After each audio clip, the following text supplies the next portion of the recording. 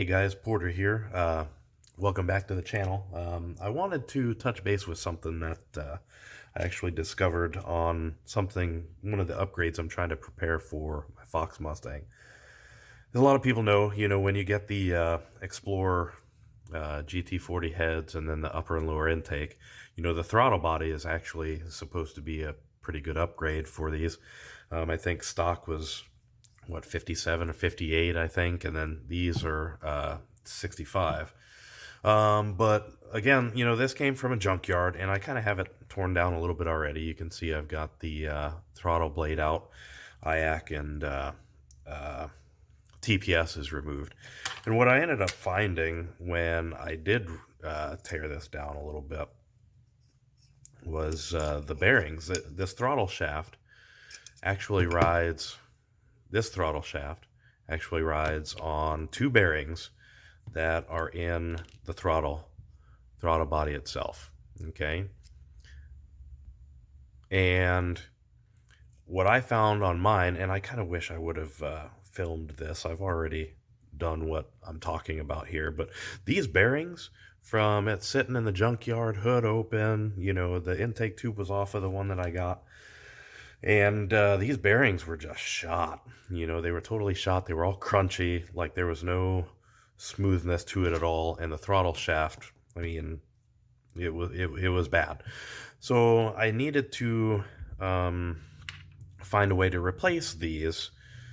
And it was difficult. I did some searching. I didn't find anything. I couldn't find any part numbers, for possible bearings, because a lot of guys, out there, they'll just, if they were to hit this point, they'd just be like, look, you know what, I'm going to buy a new throttle body. It's $150 for a basic one, whatever, and go that route. But I'm still trying to maintain, kind of like a budget. I like doing stuff like this by myself. I find pride in it and stuff like that. So what I ended up doing was measuring this bearing. Let me get my caliper here. And what I found was this was about 9 mil, 10 mil inside diameter, okay, for the inner race. And then the outside diameter was right at about 19, okay? And I actually estimated what that depth was, just kind of going through it and everything. And what I ended up finding through a lot of searching and stuff like that was I found these bearings. Now, this was a brand that I found online, and I think they do more for RC cars, so wheel bearings, drive shaft bearings, and stuff like that for RC cars. But this is the one that I found. So 63800-2RS. And this has the exact dimensions. 7 is the depth, how far it actually goes into the bore. All right. 19 outside diameter, 10 inside diameter. So I found these bearings and was excited. It was, like $1 a piece, but then, I had to pay like $5 shipping, but still under $10 for two bearings on the throttle body. Now, the tricky part that I ran into was trying to get these old bearings out. I'll see if we can catch that on the camera here, but you'll see you can't push it into the bore. Of course, you have to push it out. So what I came up with was I found at Lowe's just some metal stock of steel. Okay, and this is 3/8 inch diameter, and it came in like I think it was a 3 foot long length. All right, this is again 3/8. I'll measure it again here. We'll switch this to standard. So 374, whereas the inside of this, measuring the other side works a little bit better this way. Measuring the inside of this, just a little bit bigger than that.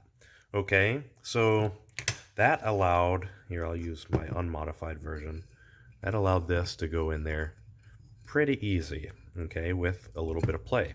So what I ended up doing was I cut, this is like 1.5 inches long, and what I did was here, we'll get this a little bit closer. I just kind of cut a slit into it. All right. It's kind of rough. I used my uh, angle grinder here to cut that. And what I did was, and this this took me a couple tries, but I ended up getting this right in here, and actually you can see it's still spread out on me from when I actually replaced the bearings. But what I did was, let's see if I can get it in this way without really hurting anything. You know, I got it in there to where it was just underneath, just like that, actually, just like that. Like you can see, it's on the bearing surface, right? The inner race, but it's not touching the throttle body portion. And what I did was I had a like a chisel punch, okay, and I came in from the other side, okay, and put it into that wedge, or into that slot that I had created. Okay, from that point, I braced this, you know, and hammered on the chisel end.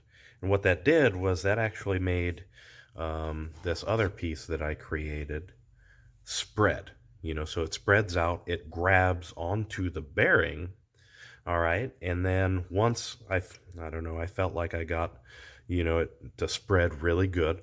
So I stopped supporting this end, you know, so I would have it here and then hammer here. I pulled this and supported it back here and hammered here. And what was nice was hammering here actually drove it further into this, making it tighter while also grabbing the bearing and pushing the bearing out. So in a sense, I created my own bearing puller for this, for exactly this purpose and this purpose alone. But luckily, it only cost, I think this 3-foot metal rod cost me like $5 at Lowe's or Home Depot or something. You go to their hardware section, they've got you know, just stock, you know, square stock, flat stock, things like that, and they've got rods like this. What I ended up doing to put these new ones in after I got them was, you know, just about like any other bearing that you install. You can use things like sockets, extensions. What I ended up doing was finding, I think it was, I can't remember which socket it was, but I ended up doing one just slightly smaller than the main bore, and it caught on, of course, the outer race, and just hammered it in until I could tell that it was flush with that. And then the only other thing I'm going to do is just replace these O-rings. I think, you know, a lot of times these O-rings fail and people don't realize it, and it can create a vacuum leak. You know, so I'm going to put these in, put it in. I know I still need to modify this for the FoxBody style. You know, when I take my current throttle body off, I'm going to grind that down and put that on. But with that said, I just kind of wanted to share what I found because of the fact that I really didn't find any information like this through some of my research and things like that. And, you know, I decided to tackle it myself, and in doing so, I was actually successful. And these bearings are butter. They're so smooth, you know, and I think they'll last just as long as the factory ones did in it. But again, like I said, I just wanted to share that. If you have any questions or anything like that, feel free to drop a comment. Let me know what you find, and we'll go from there. Until the next one, you guys have a good one. This is the day before Thanksgiving, so happy Thanksgiving to everyone out there too. Be safe, have fun.